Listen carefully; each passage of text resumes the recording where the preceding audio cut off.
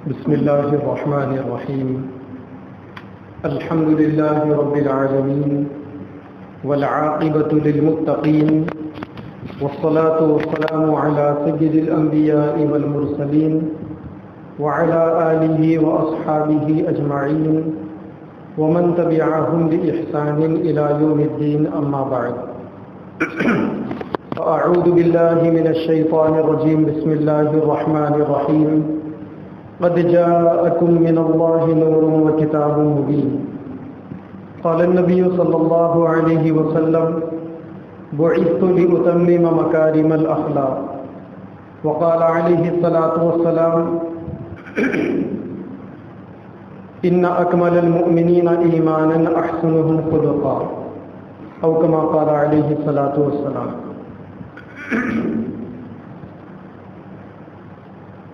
اللہ کے نبی صلی اللہ علیہ وسلم کے دنیا میں تشریف لانے سے پہلے اس دنیا کی علمی اور اخلاقی حالت بہت زیادہ بری تھی. انسانیت دم توڑ رہی تھی، ہر طرف جہالت کا دور دورہ تھا. لوگ انسانی جسم اور بدن کے حساب سے تو انسان تھے، لیکن انسانیت کا مکمل ان کے اندر سے خاتمہ ہو چکا تھا. جہالتیں عروج پر تھی، برائیاں عام ہو چکی تھی. دور دور تک کوئی انسان ایسا نظر نہیں آتا تھا کہ جس کو انسان کہہ سکے یا جس کے اندر انسانیت کی کوئی کشش باقی ہو. گزشتہ زمانے کے جو نیک لوگ تھے، چند لوگ ایسے تھے جو پہاڑوں کی گھاٹیوں میں جا کر اپنے اپنے مذہب کے موافق اللہ اللہ کیا کرتے تھے. اللہ تبارک و تعالیٰ نے سارے انسانوں کے دلوں پر نظر دوڑائی. سارے انسانوں میں جب اللہ تبارک و تعالیٰ نے لوگوں کے قلوب کو آزمایا تو ظلمات بعضها فوق بعض، ہر ایک کے دل کے اندر تاریکی چھائی ہوئی تھی اور ہر طرف گمراہی کا دور دورہ تھا. نشان نور گم تھا اور ظلمت کا بسیرا تھا. ایسے میں اللہ تبارک و تعالیٰ نے سرکار دو عالم صلی اللہ علیہ وسلم کو فاران کی چوٹیوں سے دو قسم کی روشنیاں دے کر دنیا میں نبی بنا کر بھیجا. اور ہمارے نبی اس دنیا کے اندر اپنے داہنے ہاتھ میں سورج جیسی روشنی اور اپنے بائیں ہاتھ میں چاند جیسی روشنی لے کر دنیا میں تشریف لائے. اللہ تبارک و تعالیٰ کا قرآن کہتا ہے: قد جاءکم من اللہ نور وکتاب مبین، کہ اے ایمان والوں، تمہاری طرف اللہ تبارک و تعالیٰ کی طرف سے نور اور کتاب مبین آیا ہے. اللہ تبارک و تعالیٰ نے سرکار دو عالم صلی اللہ علیہ وسلم کے ذریعے سے ایک ایسا نور عنایت فرمایا جسے نور نبوت کہتے ہیں، جسے نور ایمان کہتے ہیں، اور جسے نور ہدایت کہا جاتا ہے. جب اللہ کے نبی نے اس نور کو دنیا کے اندر پھیلانا شروع کیا تو مکہ کے کافر آپ کے دشمن بن گئے، اور مکہ کے کافروں کو یوں لگا کہ ہمارے جو وہ خدا ہے جس کی ہم برسہ برس سے بلکہ صدیوں سے عبادت کرتے ہیں، محمد ایک نئے خدا کی دعوت دیتے ہیں جس کو ماننے کے نتیجے میں ہم کو اپنے پرانے خداؤں کو چھوڑنا پڑے گا.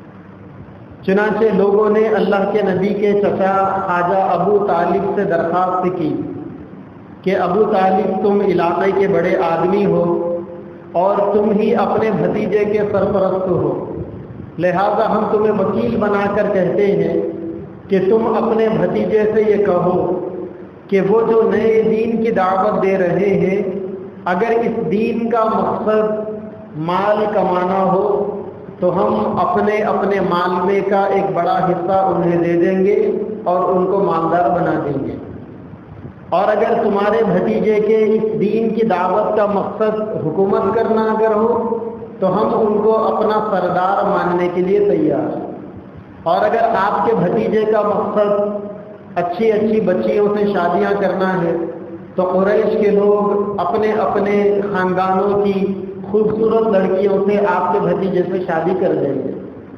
یہ 3 قسم کا لالچ اور یہ 3 قسم کا آفر انہوں نے اللہ کے نبی کو دیا۔ آپ صلی اللہ علیہ وسلم کے ہمدرد چچا خواجہ ابو طالب نے آپ کو بلا کر کہا کہ بھتیجے، میری قوم نے مجھ سے یہ باتیں کہی ہے اور کہا ہے کہ یہ باتیں میں تم تک پہنچا دوں۔ تو اللہ کے نبی نے فرمایا کہ چچا جان، میری اس دعوت کا مقصد اور جو دین میں لے کر آیا ہوں، اس دین کا مقصد نہ تو مجھے سردار بننا ہے، نہ بادشاہ بننا ہے، اور نہ مجھے مالدار بننا ہے، اور نہ ہی مجھے کوئی حسین جمیل خوبصورت لڑکیوں سے شادی کرنا۔ میرے اس دین کا مقصد اللہ تعالیٰ کے بندوں کو اللہ سے جوڑنا ہے اور دنیا کے اندر ظلمت اور گمراہی کے مقابلے میں ہدایت اور ایمان کا نور عام کرنا ہے۔ میرے اس دین کا مقصد یہ ہے کہ اللہ کے بندے ہمیشہ کی جہنم سے بچ جائے اور ہمیشہ ہمیشہ کی جنت میں جانے کے حقدار بن جائے۔ ان لوگوں نے مجھے لڑکیوں کے دینے کا آفر کیا، مال کے دینے کا آفر کیا، بادشاہت کے سرداری کے دینے کا آفر کیا۔ چچا جان، اگر وہ لوگ میرے ایک ہاتھ میں چاند رکھ دیں اور دوسرے ہاتھ میں سورج رکھ دیں تب بھی میں اپنی دین اور اپنے دین کی دعوت سے مکرنے والا نہیں۔ جب اللہ کے نبی صلی اللہ علیہ وسلم کی اس مطمئن کرنے والی باتوں کو خواجہ ابو طالب نے سنا، اور جب آپ صلی اللہ علیہ وسلم کے عزم کو خواجہ ابو طالب نے دیکھا تو خواجہ ابو طالب نے کہا کہ بھتیجے، پھر تو تم آزاد ہو، اب تم اپنے دین کی محنت اور اپنے دین کی دعوت کھلا کھلا دیا کرو۔ چنانچہ اللہ کے نبی صلی اللہ علیہ وسلم نے برملا لوگوں کو دین کی دعوت دینا شروع کیا۔ تو اللہ تبارک و تعالی نے آپ صلی اللہ علیہ وسلم کو 2 روشنیاں عطا فرمائی، ایک علم کی شکل میں اور ایک اخلاق کی شکل میں، اور یہ 2 روشنیاں ایسی تھی جس کے نتیجے میں آپ نے کم وقت کے اندر پوری دنیا میں ہدایت کو عام فرمایا اور پوری دنیا کے اندر اسلام کا بول بالا ہوا۔ اللہ تبارک و تعالی نے قرآن مجید کی شکل میں علم آپ کو عطا فرمایا۔ دنیا کے اندر سورج کی روشنی جو انسانوں تک پہنچتی ہے، اللہ تبارک و تعالی نے سورج کی روشنی کے پہنچانے کے لیے بھی ایک فلٹر والا نظام قائم فرمایا ہے۔ سورج کے بارے میں کہتے ہیں کہ اگر سورج کسی دن اپنے پورے شباب کے ساتھ طلوع ہو جائے تو روئے زمین کے اوپر جتنی چیزیں ہیں وہ ساری چیزیں جل کے راکھ ہو جائیں۔ سورج دنیا والوں سے 9 کروڑ میل کے فاصلے پر، اور سورج کی روشنی ہم تک آتی ہے تو وہ چھن کر آتی ہے۔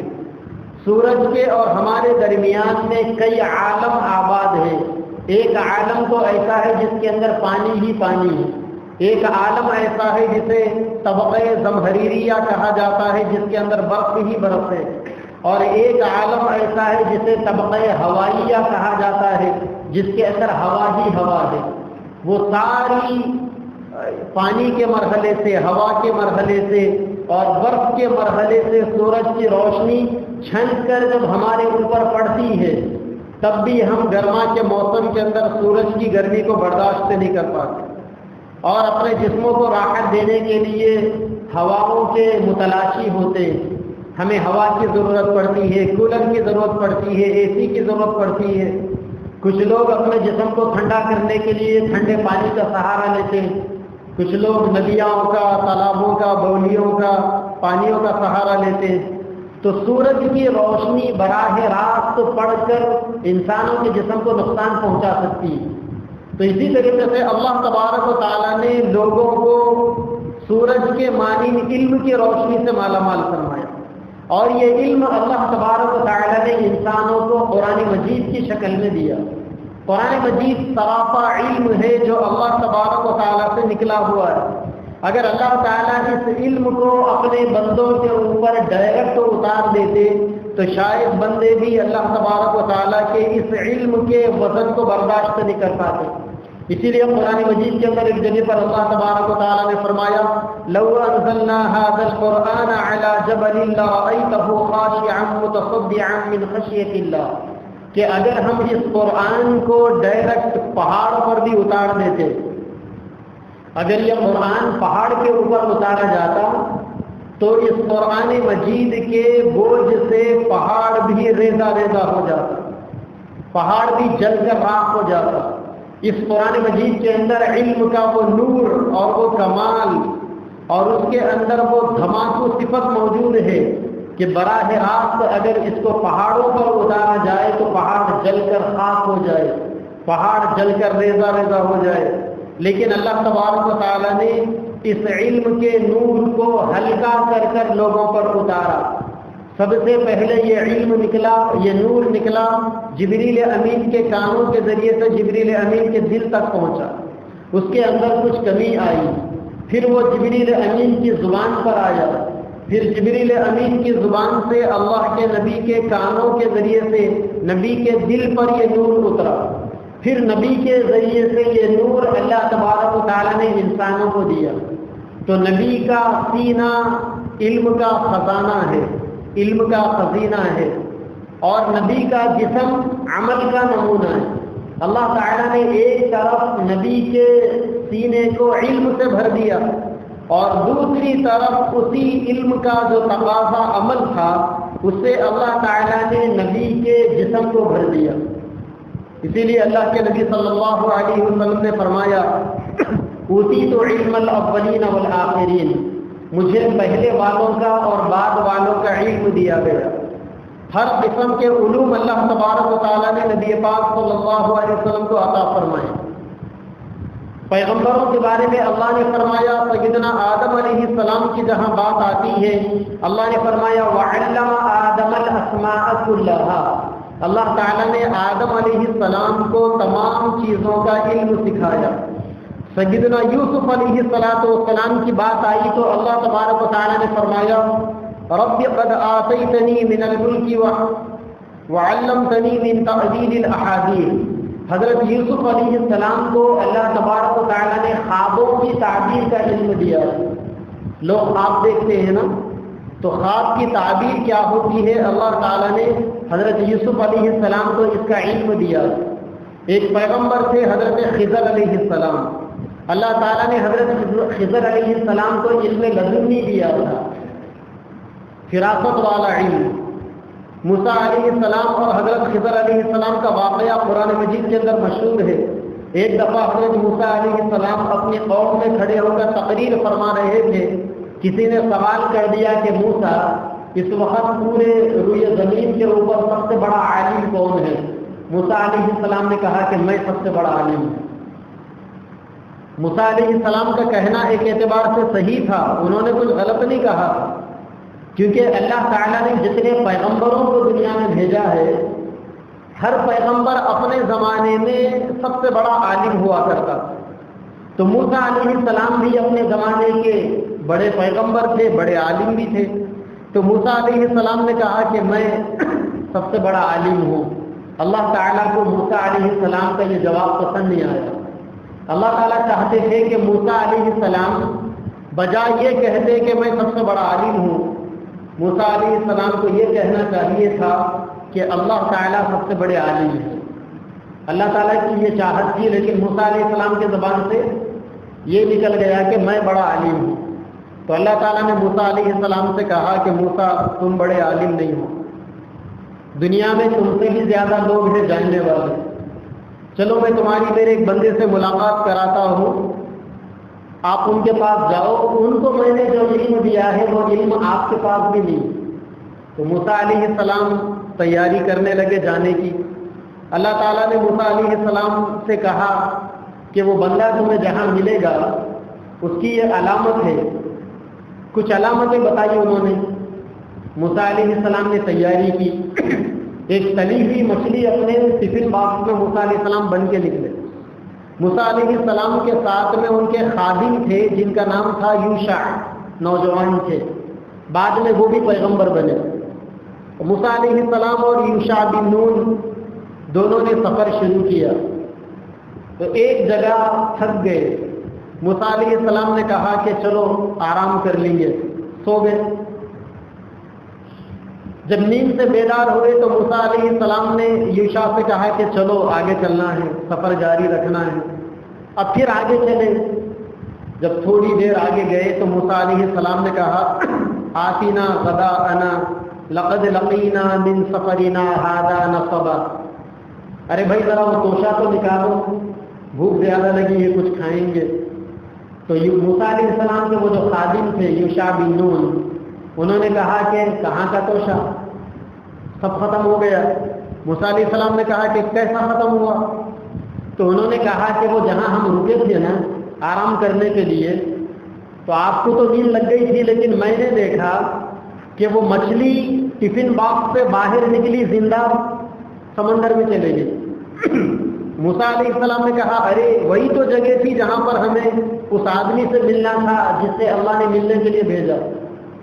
تو فوری پھر واپس آئے تو دیکھا وہاں ایک آدمی چادر اوڑھ کر سویا ہوا ہے. موسیٰ علیہ السلام نے کہا السلام علیکم. اندر سے جواب آئی وعلیکم السلام. موسیٰ علیہ السلام نے کہا انا موسیٰ، میں موسیٰ ہوں. اندر سے آواز آئی بنی اسرائیل کے نبی موسیٰ ہو. موسیٰ علیہ السلام پریشان ہو گئے. ارے ابھی تو ملاقات بھی نہیں ہوئی، ابھی تو سلام علیکم بھی نہیں ہوا، ابھی تو دیکھے بھی نہیں، یہ بندے کو کیسا معلوم کہ میں بنی اسرائیل کا پیغمبر موسیٰ ہوں؟ تو پھر وہ بندہ اٹھا، چادر اٹھائی انہوں نے موسیٰ علیہ السلام سے کہا کہ چلو سفر شروع کرتے. اللہ تعالیٰ نے اس بندے کو سیدنا موسیٰ علیہ السلام کو کچھ سکھانے کے لیے بھیجا تھا. چنانچہ اب سفر شروع ہوا. موسیٰ علیہ السلام سے اس بندے نے کہا، ان کا نام خضر تھا، وہ حضرت خضر علیہ السلام تھے. موسیٰ علیہ السلام سے حضرت خضر نے کہا کہ اس سفر کے اندر آپ کو صبر کرنا پڑے گا. میں کچھ ایسے کام کروں گا جو آپ کو برداشت نہیں ہوں گے، لیکن پھر بھی آپ کو برداشت کرنا پڑے گا اور خاموش بیٹھنا پڑے گا. اگر آپ خاموش نہیں بیٹھیں گے تو آپ کی ہماری کٹی، سفر جاری نہیں رہ سکتا. تو موسیٰ علیہ السلام نے کہا ٹھیک ہے، لیکن انہوں نے کہا لن تستطیع علیہ صبرا، آپ میرے ساتھ صبر نہیں کر سکتے. قرآن مجید کے 15 پارے کے آخر میں اور 16 پارے کے شروع میں یہ واقعہ لکھا ہوا ہے. کبھی موقع ملے تو قرآن کی تفسیر پڑھ لینا، ترجمہ پڑھ لینا، بڑا مزہ آئے گا اور بہت ساری چیزیں اس میں سیکھنے کو بھی ملے گی. اب دونوں کا سفر شروع ہوا. سمندر کے کنارے پہ پہنچے. سمندر کے اس طرف جانا تھا. کشتی باز تھی. کشتی میں کرائے کا کچھ مسئلہ تھا. تو موسیٰ علیہ السلام دیکھ رہے ہیں حضرت خضر کو. کشتی والوں نے حضرت خضر کو پہچان لیا اور یہ کہا کہ آپ 3 لوگوں کو بغیر کسی پیسے کے میں کشتی میں سوار کراؤں گا، چلیے. تو بغیر کسی پیسے کے، بغیر کسی ٹکٹ کے کشتی کا سفر شروع ہو گیا. اب جب سفر شروع ہوا تو حضرت خضر کے ساتھ میں چاقو تھی. انہوں نے کشتی کو توڑنا شروع کر دیا. لکڑی کی بنی ہوئی ہوتی ہے کشتی کے چکلے. حضرت خضر نے کشتی کے چکلوں کو پھوڑنا شروع کر دیا. موسیٰ علیہ السلام کو آیا غصہ. موسیٰ علیہ السلام نے ٹوک دیا، یہ کیا کر رہے ہیں آپ؟ فری میں سفر کرا رہے وہ لوگ. کہاوت مشہور ہے نا، ثواب کو ساڑی دیے تو گھر کے پیچھے جا کے ناپنا. موسیٰ علیہ السلام برہم ہو گئے کہ یہ کیا کر رہے ہیں آپ؟ فری میں ان لوگوں نے سفر کے لیے ہمیں سوار کر لیا اور آپ کشتی میں نقصان پہنچا رہے ہیں.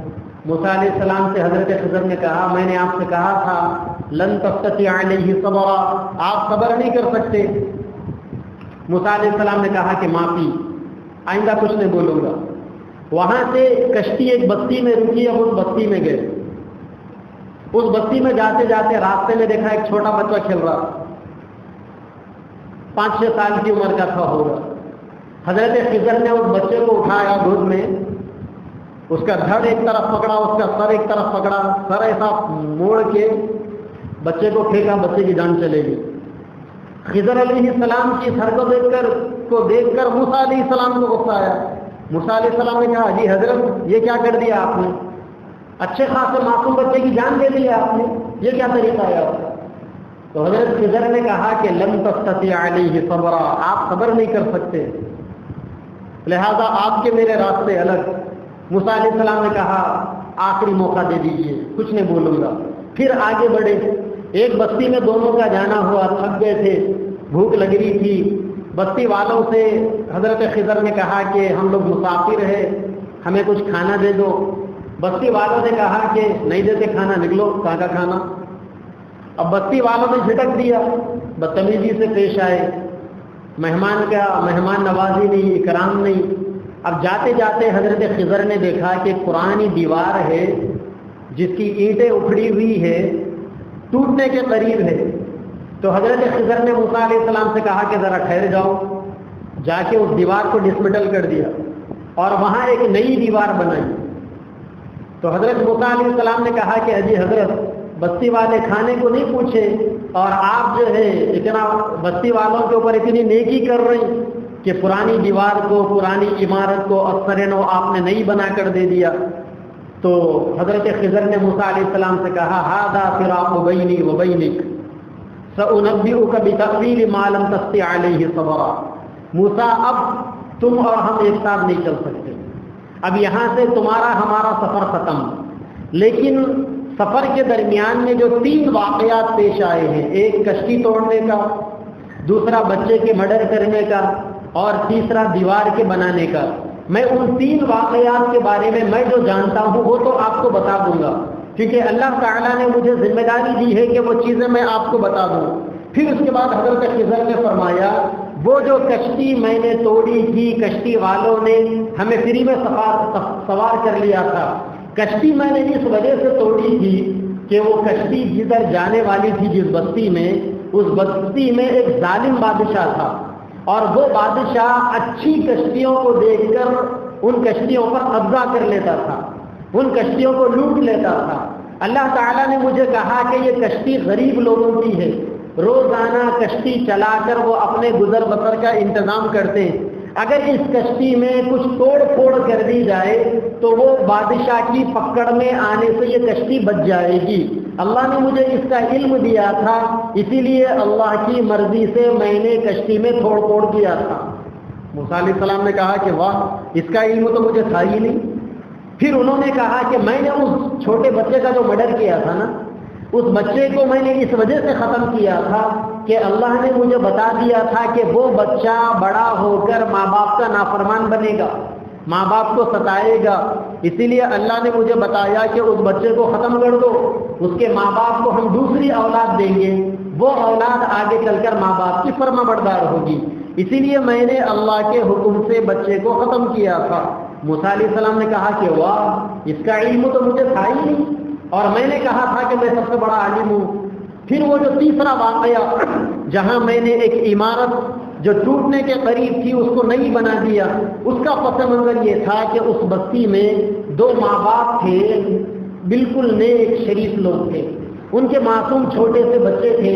جب ان کے ماں باپ کے مرنے کا موقع آیا تو انہوں نے اپنے بچوں کے واسطے کچھ پیسے، کچھ اشرفیاں، کچھ سونا چاندی زمین کے اندر دفن کر کر اس کے اوپر ایک دیوار اٹھا دی تھی اور اپنے بچوں سے کہہ دیا تھا کہ بیٹا تمہاری اگلی زندگی کے لیے ہم نے کچھ پراپرٹی کو یہاں پر محفوظ کر دیا، جب تم جوان ہو جاؤ گے، بڑے ہو جاؤ گے تو یہ دیوار کو توڑ کر اس کے نیچے سے خزانہ نکال کر اپنے استعمال میں لا لینا۔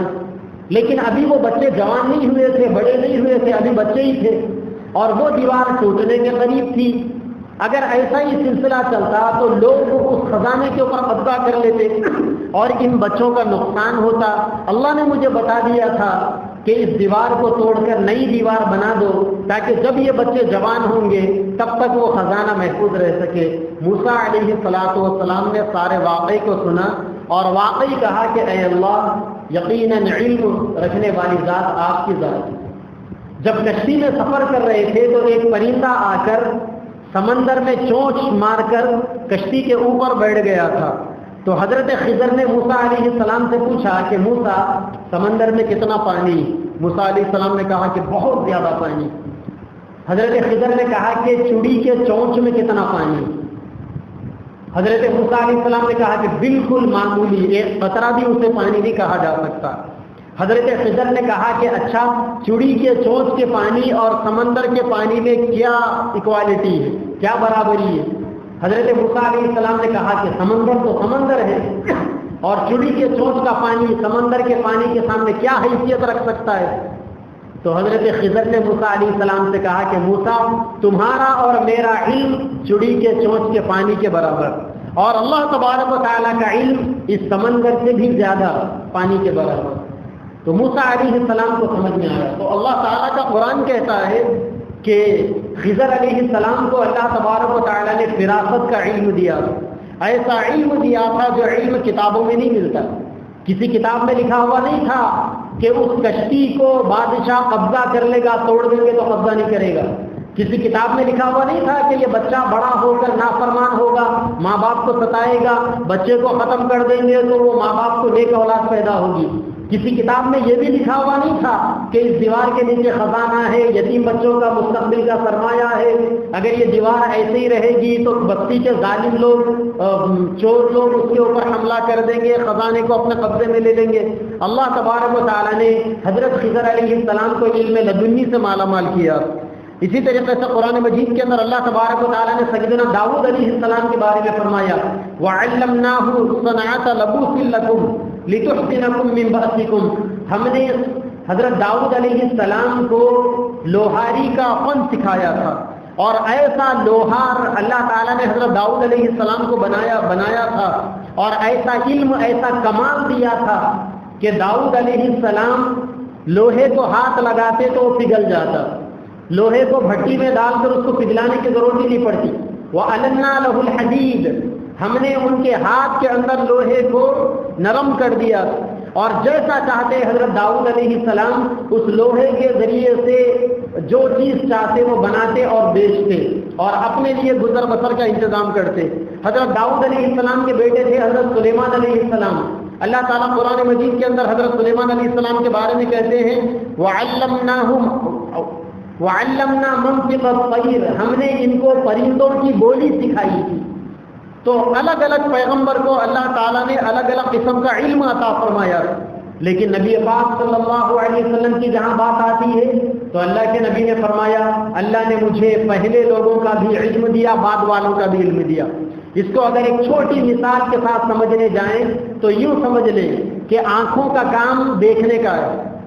آنکھ اپنے آنکھوں سے دیکھتی ہے، کان دیکھ نہیں سکتا، اور کان کا کام سننا ہے، کان اپنے کان کے ذریعے سے دیکھ نہیں سکتا. زبان کا کام چکھنا ہے، زبان نہ دیکھ سکتی ہے نہ سن سکتا ہے. اور ناک کا کام سونگھنا ہے. ناک سے کوئی آدمی آج تک ایسا پیدا ہی نہیں ہوا کہ اس نے دیکھنے کا کام ناک سے لیا ہو، یا سننے کا کام ناک سے لیا ہو، یا چکھنے کا کام ناک سے لیا ہو. اللہ تعالیٰ نے ہر ایک کی الگ الگ ڈیوٹی لگا دی. آنکھ کا کام صرف دیکھنا ہے، کان کا کام صرف سننا ہے، زبان کا کام صرف چکھنا ہے، ناک کا کام صرف سونگھنا ہے. سب کو الگ الگ علم دیے گئے، لیکن دماغ کا کام ساری چیزوں کو ایکسپٹ کرنا ہے. دماغ کے اندر اللہ تعالیٰ نے دیکھنے کے بعد دماغ فیصلہ کرتا ہے، سننے کے بعد دماغ فیصلہ کرتا ہے، چکھنے کے بعد دماغ فیصلہ کرتا ہے، سونگھنے کے بعد دماغ فیصلہ کرتا ہے. اگر آپ ایک عطر سونگھ لیے، آپ عادی ہے اس عطر کے استعمال کرنے کے، کوئی دوسرا اگر آپ کو ایک عطر لا کر بتائے کہ یہ فلاں عطر ہے جو آپ استعمال کرتے، آپ سونگھتے ہی آپ کی ناک تو سونگھ لے گی، ناک کچھ نہیں کہے گی، لیکن آپ کا دماغ کہے گا یہ الگ بو ہے وہ الگ بو ہے.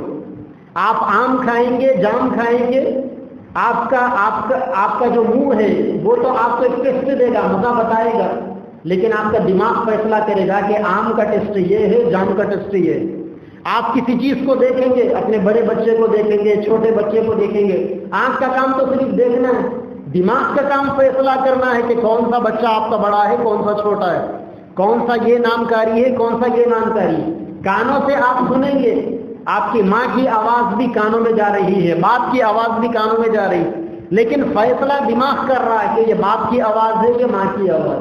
تو جس طریقے سے اللہ تبارک و تعالیٰ نے دماغ کو ملٹی پرپز نالج دیا، دماغ کے اندر اللہ تعالیٰ نے ہر قسم کا علم رکھ دیا، لیکن ناک کو کان کا علم نہیں ملا، کان کو آنکھ کا علم نہیں ملا۔ اسی طریقے سے ہر پیغمبر کو اللہ تعالیٰ نے الگ الگ علم دیا، لیکن نبی پاک صلی اللہ علیہ وسلم کو اللہ تعالیٰ نے ملٹی پرپز علم عطا فرمایا۔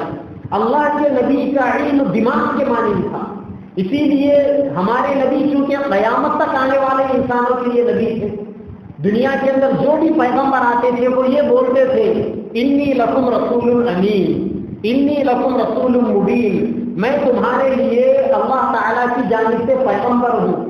لیکن اللہ نے ہمارے نبی کے بارے میں کیا فرمایا؟ اللہ نے ہمارے نبی کے بارے میں فرمایا وما ارسلناک الا رحمۃ للعالمین، اے محمد صلی اللہ علیہ وسلم، ہم نے آپ کو کسی ایک خاندان، کسی ایک قبیلے یا کسی ایک علاقے کے لیے نبی بنا کر نہیں بھیجا، بلکہ آپ پوری کائنات کے لیے نبی بنا کر بھیجے گئے۔ اسی لیے اللہ تعالیٰ نے آپ کو علم بھی ایسے ہی کوالٹی کا دیا ہے، قرآن مجید کی شکل میں آپ کو علم ملا، اور جتنے پیغمبروں کو جو جو علم ملا تھا ہمارے نبی کو وہ سارے علوم دیے گئے۔ یہ تو نبی کے علم کی بات تھی، لیکن جہاں تک نبی کے عمل کا معاملہ تھا، جو علم، جو معلومات اللہ نے نبی کو دی تھی، اب اس کو پریکٹیکل کرنے کا جہاں تک مسئلہ تھا تو اللہ تعالیٰ نے عملی طور پر ہمارے نبی کو ایسے اخلاق دیے، ایسے خوبیاں دی کہ جو خوبیاں اور جو اخلاق اللہ تعالیٰ نے آپ سے پہلے نہ کسی انسان کو دیے اور نہ آپ سے پہلے اللہ تعالیٰ نے کسی پیغمبر کو دیے۔ 1.25 لاکھ پیغمبروں میں جو کمالات، جو خوبیاں تھے اور ان کی جو خاصیتیں تھیں، اللہ نے وہ سارے کمالات ہمارے نبی کے اندر جمع کر دیے۔ آپ دیکھیں کہ انسان کا علم دماغ میں ہوتا ہے، اور آدمی کا جیسا نالج، جیسا علم ہوتا ہے، آدمی حرکت بھی ویسی کرتا ہے۔ اگر کسی انسان کے اندر بزدلی ہے تو پھر آدمی باہر بہادری کے سامنے نہیں رہ سکتا، لیکن اگر کسی انسان کے اندر ڈیرنس ہے تو آدمی سامنے لڑ لے گا، 10 لوگوں سے لڑ لے گا۔ اگر کسی انسان کے اندر سخاوت ہے، خرچ کرنے کا مادہ ہے، تو آدمی خود بھوکا رہے گا، دوسروں کو کھلاتا رہے گا۔ لیکن اگر کسی انسان کے اندر کنجوسی ہے، بخل ہے، اور اس کے اندر یہ ڈر ہے کہ اگر میں خرچ کروں گا تو غریب بن جاؤں گا، تو پھر وہ انسان کنجوسی کرے گا۔ تو علم انسان کو راستہ بتاتا ہے عمل کرنے کے لیے، جیسا آپ کا علم ہوگا ویسا آپ عمل کریں گے۔ آپ دیکھیں دنیا کے اندر ہر انسان ایک جیسا نہیں ہوتا، ایک ہاتھ کے اندر 5 انگلیاں ایک جیسی نہیں ہیں، ہر انسان کی الگ الگ کوالٹیز ہوتی۔ کوئی آدمی سخی ہوتا ہے، کوئی بہت زیادہ سخی ہوتا ہے، کوئی آدمی بزدل ہوتا ہے، اور کوئی تو بہت زیادہ بزدل، کافروں سے ڈرنے والے، چپکلی سے ڈرنے والے، گرگٹ سے ڈرنے والے، میڈک وغیرہ سے ڈرنے والے۔ آپ دیکھیں دنیا میں ایسے بہت سے لوگ ہیں جو شیروں کا مقابلہ کر لیتے ہیں، ایسے بہت سے لوگ ہیں جو ناگ سانپوں کے ساتھ کھیل لیتے ہیں، ایسے بہت سے لوگ ہیں جو اژدہوں کے اوپر لوٹتے ہیں، اور ایسے بھی لوگ ہیں کہ ان کے سامنے معمولی سا اگر کاکروچ آ جائے تو چیخ مار کر بھاگے وہ، گھبرا جائے وہ۔ دنیا کے اندر ایسے بہت سے لوگ ہیں جو ہر مہینہ 1000-2000 خرچ کرتے ہیں، اور ایسے بھی لوگ ہیں جو کروڑوں کی تعداد میں خرچ کرتے ہیں۔ آپ کے اس ملک کا جو بڑا مالدار ہے رتن ٹاٹا، وہ اپنی کمائی کا ہر سال 56% خرچ کرتے ہیں۔ وہ 100 روپے کماتے ہیں تو 56 روپے خرچ کرتے ہیں۔ دنیا میں ایسے بھی سخی لوگ، اور بعض تو ایسے بھی ہے جو 100% لٹا دیتے ہیں۔ بل گیٹس جو دنیا کی مائکروسافٹ کمپنی کا CEO تھا اور ایک لمبے زمانے تک بڑے مالداروں میں اس کا شمار ہوتا تھا، اس نے اپنے لیے کچھ رکھ لیا اور سارا کا سارا اپنا خزانہ، اپنی دولت چیریٹی میں اس نے لٹا دی۔ تو انسان کی کوالٹی الگ الگ ہوتی ہے۔ تو اللہ تبارک و تعالیٰ نے پیارے نبی صلی اللہ علیہ وسلم کو جو علم دیا، یہ علم 100% کوالٹی والا علم تھا۔ یہی وجہ ہے کہ اللہ کے نبی نے اس علم کی روشنی میں اخلاق جو برت کر آپ نے بتائے ہیں، اسی کا نتیجہ تھا کہ آپ نے 23 سال کے عرصے کے اندر اپنے جانی دشمنوں کو آپ نے لوٹا۔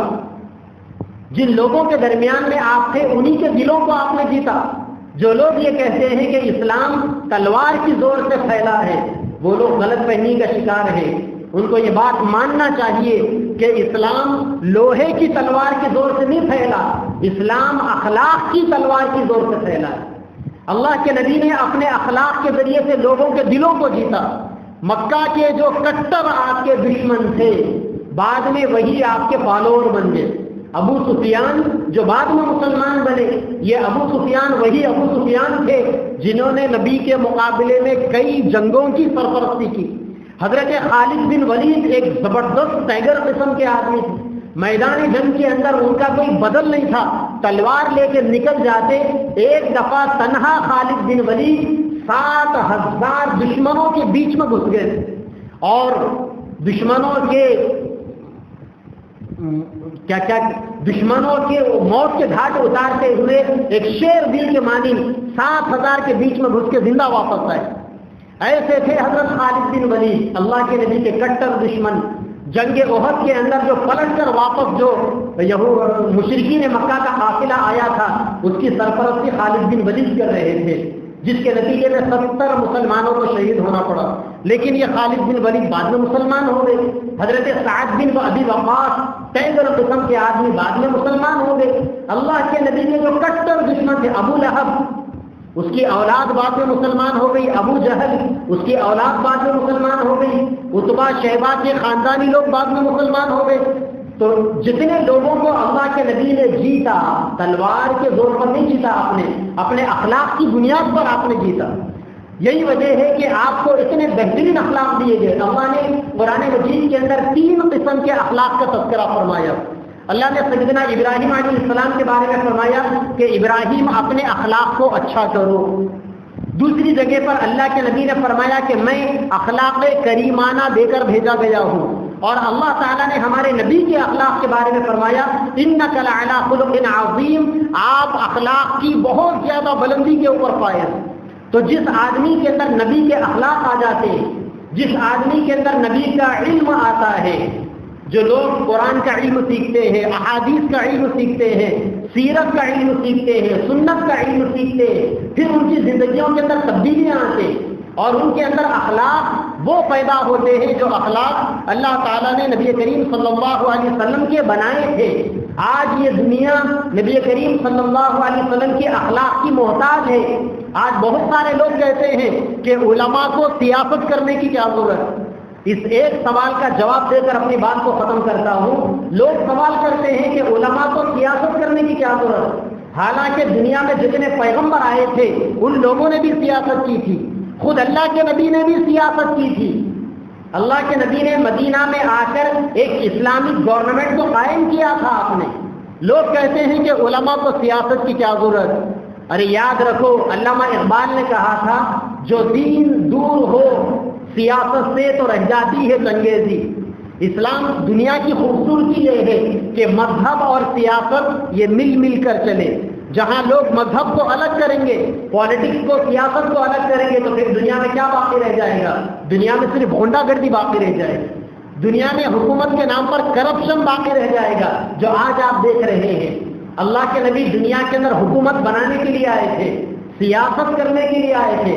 اچھا، حکومت کیوں بنائی جاتی ہے، سیاست کیوں کی جاتی ہے؟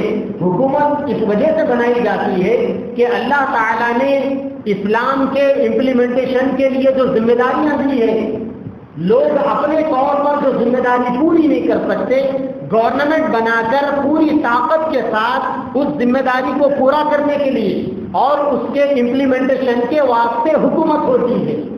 لیکن آج مذہب الگ ہو گئی، سیاست الگ ہو گئی، تو دنیا کے اندر آپ دیکھ رہے ہیں کہ ظلم پر ظلم بڑھ رہا ہے۔ اگر پٹرول کے اوپر 50 روپے کی قیمت بڑھ جاتی ہے تو لوگ شکایت نہیں کر سکتے کہ 50 روپے بڑھ گئے، لیکن اگر یہ حکمران 5 روپے کم کر دیتے ہیں تو وہ سینہ ٹھوک کر احسان جتائیں گے کہ ہم نے 5 روپے کم کر دیے۔ وہ جو 45 روپے جیب کاٹے جا رہے ہیں اس کے اوپر بات نہیں ہوگی۔ کیوں نہیں ہوگی؟ اس وجہ سے نہیں ہوگی کہ یہ تمہارا اپنا قصور ہے کہ تم نے سیاست کو الگ کر دیا، مذہب کو الگ کر دیا۔ اگر تم سیاست کو اور مذہب کو ملا کر چلتے تو پھر یہ دنیا نبی پاک صلی اللہ علیہ وسلم کے اخلاق کا کرشمہ دیکھتی، اور نبی پاک صلی اللہ علیہ وسلم کے اخلاق کا کرشمہ یہ ہوتا کہ جن کے اندر غریب سے غریب انسان کے لیے بھی چین و سکون کی زندگی گزارنے گزارنا آسان ہوتا. جیسا جیسا زمانہ اخلاق نبی سے دور ہوتا گیا، تعلیمات نبی سے دور ہوتا گیا، دنیا کے اندر سے امن ختم ہونا شروع ہو گیا. پھر یہ دنیا مالداروں کو مالدار بنانے کی ڈگر پر چل پڑی، اور غریبوں کو لوگ تو دعویٰ کرتے ہیں کہ ہم غریبی ختم کریں گے، لیکن لوگ مالداروں کی دولت میں اضافہ کرنے کے ساتھ غریبی کو نہیں بلکہ غریبی کو ختم کرنے کی ڈگر پر چل پڑے ہیں. آج بھی اگر دنیا کو چین و سکون ملے گا سرکار دو عالم صلی اللہ علیہ وسلم کی تعلیمات کے نتیجے میں ملے گا. اس لیے مسلمانوں کی یہ ذمہ داری ہے کہ اللہ کے نبی کے علم کو سیکھے، دین کا علم سیکھے، اور اپنے اخلاق کو، اپنے عمل کو اللہ کے نبی جیسے اخلاق بنائے، اللہ کے نبی جیسا عمل بنائے. یہ کام کرنے میں، یہ دو کام کرنے میں آپ جتنا دیر کریں گے، جتنا تاخیر کریں گے، آپ کو اس کا اتنا زیادہ خمیازہ بھگتنا پڑے گا، اتنا زیادہ نقصان بھگتنا پڑے گا. یہاں تک کہ آپ ساری زندگی دنیا کے دھکے کھاتے ہوئے گزار سکتے ہیں. اگر آپ علم نہیں سیکھیں گے، اخلاق کو نبی کے جیسے نہیں بنائیں گے، پھر دنیا کے اندر کبھی آپ کو سربلندی نہیں مل سکتی. جیسا ہمارے ماں باپ نامراد زندگی گزار کر دنیا سے چلے گئے، ہو سکتا ہے کہ ہماری مقدر کے اندر بھی ایسا ہو. اگر اپنے آپ کو بدلنا چاہتے ہو تو تبدیلی اپنے اندر سے ہوتی ہے. ٹرانسفارمیشن جو آتا ہے نا، وہ پہلے اندر سے آتا ہے. لوگ پہلے اندر سے بدلتے ہیں، بعد میں کائنات کو بدلتے ہیں. اللہ کے نبی نے صحابہ کرام کے اندر سے تبدیلی پیدا فرمائی، پھر صحابہ ساری دنیا کو بدلنے والے بنے اور دنیا کو امن اور چین دینے والے بنے. اللہ تبارک و تعالیٰ سے دعا ہے کہ اللہ تبارک و تعالیٰ ہم سب کو پیارے نبی صلی اللہ علیہ وسلم والا علم بھی نصیب فرمائے، پیارے نبی صلی اللہ علیہ وسلم والے اعمال بھی نصیب فرمائے، پیارے نبی صلی اللہ علیہ وسلم والے اخلاق بھی عطا فرمائے. اور آج جبکہ یہ دنیا دوبارہ دور جہالت کی سسکیاں بھر رہی ہے اور دور جہالت جیسی اندھیریوں کی تاریکیوں کے دلدل میں پھنسی ہوئی ہے، اللہ تعالیٰ دوبارہ اس دنیا کو اخلاق نبی صلی اللہ علیہ وسلم کی روشنی کے ذریعے، علم نبی صلی اللہ علیہ وسلم کی روشنی کے ذریعے سے دوبارہ اللہ تعالیٰ اس دنیا کو چمکائے. وآخر دعوانا ان الحمد للہ رب العالمین.